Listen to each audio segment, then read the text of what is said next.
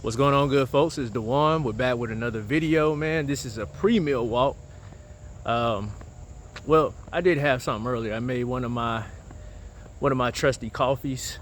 Pretty much it's a cold brew, some raw kefir I pick up from a store called Sprouts, a little bit of raw honey, just a little bit, and some collagen powder. Put it in the blender. It comes out really nice, and it gets the job done for me. It's pretty much what got me through my final weeks of my last job before I put in my resignation. And so, I start the day off with that, and then that's when I go and get me my meal, usually towards the evenings. So I just try different things out, man. But anyway, so it's Tuesday, and I wanted to chime in real quick. Let's just take a look at the markets, right? I looked at it first thing this morning. One of the things I did notice was that Bitcoin and the cryptocurrency market has settled. We have Bitcoin right above $55,000. The rest of the altcoins, everything's hit, but it's just kind of settling right now, right? So we don't see that onslaught of selling like we did the past about 72 hours. And that doesn't mean that the selling has stopped. I think there may just be a pause. There's a lot of calls for interest rates. There's a lot of calls for interest rates to be cut from financial talking heads, media, institutions, CEOs. BlackRock CEO has spoken out today, saying that the Fed should have cut back in July, should have began cutting. And so I think, and also presidential nominees, Kamala, Trump. So at some point, this is kind of getting people ready for what's to come in September, likely first interest rate cut. How big will they cut? How often will they cut from there? We do not know. But what we do know is this juices up the markets. And if you're in the market, this is what you want to see. You want to see these assets inflate. Now, I do want to talk about the idea that I shared in previous videos, the U.S. national debt being at $35 trillion, and the topic that Republican Senator Cynthia Lummis, another Republican senator, and we have Donald Trump, who is now parroting the idea that Bitcoin can be used to offset the national debt of $35 trillion. Even if it doesn't do it entirely for some reason, let's just say hypothetically, then it should be a significant chunk. And I, in my opinion, I think that it isn't far off from being reality. Reason being is because of, we have to ask ourselves, what is the U.S. national debt? The U.S. national debt is just government debt. The government has different expenses that it helps cover for us to function in society here in the U.S., whether that's Medicare, Social Security, infrastructure, military spending. And so obviously the government is operating in a deficit, meaning that it is spending on these things, but necessarily doesn't have the money. And we notice this because it seems like year after year, the government or the debt ceiling has to be raised. Therefore, meaning that it's not funded. The budget for all of this is not funded, but we raise the credit card. We raise what we owe. So what happens typically, what's the credit card? Where's the money coming from when we get these bills passed and so forth? Well, that typically comes from the Federal Reserve, because they're the people that print the money, or they're the entity that's not even a federal entity at all. They print the money, and they are able to buy bonds or government bonds. So that is typically how our government raises money, and most governments do. They issue bonds.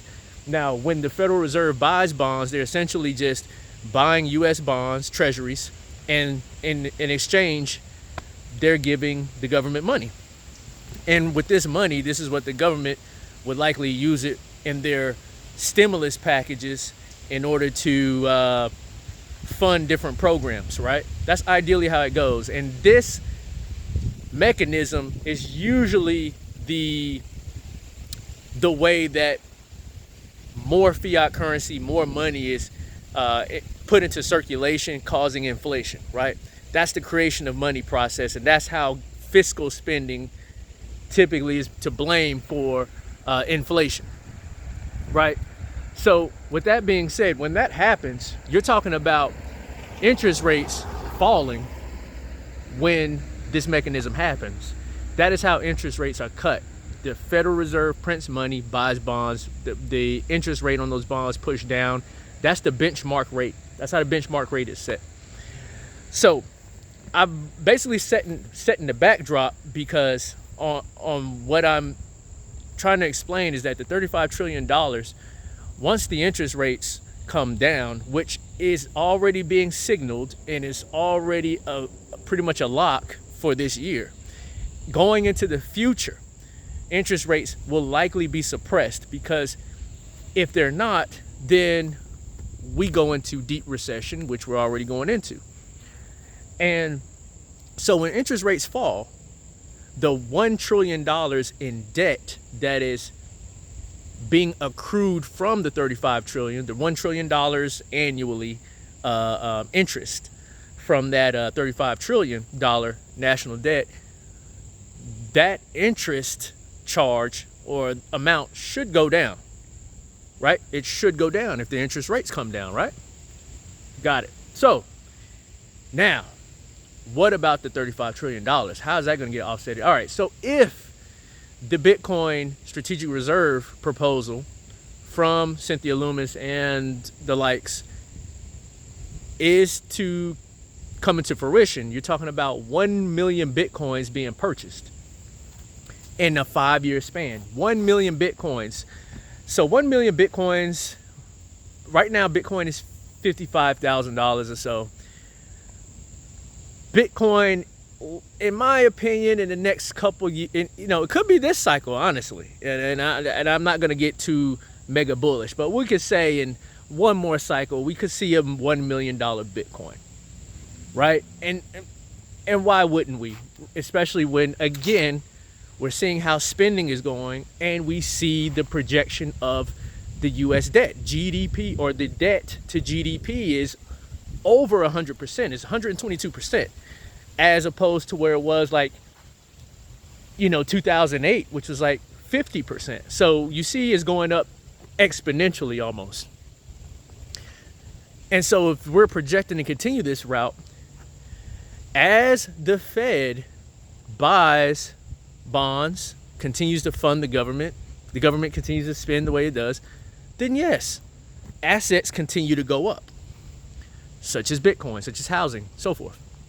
Now, if the government decides to buy Bitcoin, use a portion of its spending to buy Bitcoin, then Bitcoin, as is proven in 11 years, to have an average, I'm keep swatting flies, to have an average rate of return of 44% year over year, versus the interest rate on the $35 trillion debt is probably 6%. I don't know, give or take.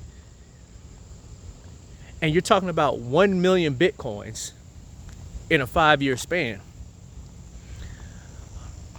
If Bitcoin is at $1 million, probably 4 years from now, maybe, next cycle, 4 years, 1 million of them will be close to 1 million of them.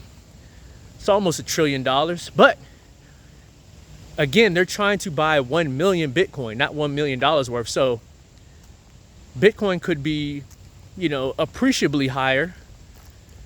And the fact that it's compounding 44% year over year, I mean, that could be 10 to $50 trillion worth of Bitcoin, easily. Easily. That was a dog. And if that Bitcoin is on their strategic reserve, if some of it is offsetting their spending or their obligations, which is the deficits that they owe already, that's already bringing down the principal on that debt to 35 trillion, along with the Fed bringing down interest rates. which they'll be holding them down probably indefinitely or within the near future for some time.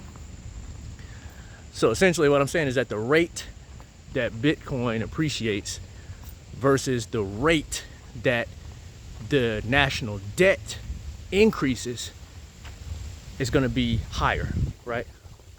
So this is how Bitcoin appreciation can probably offset US national debt, in my opinion anyway. Let me know what you think, guys. Check out the links down in the description if you're trying to learn more about Bitcoin, if you're trying to look for a good Bitcoin wallet, and also if you're looking to purchase Bitcoin, hodl, hodl.com.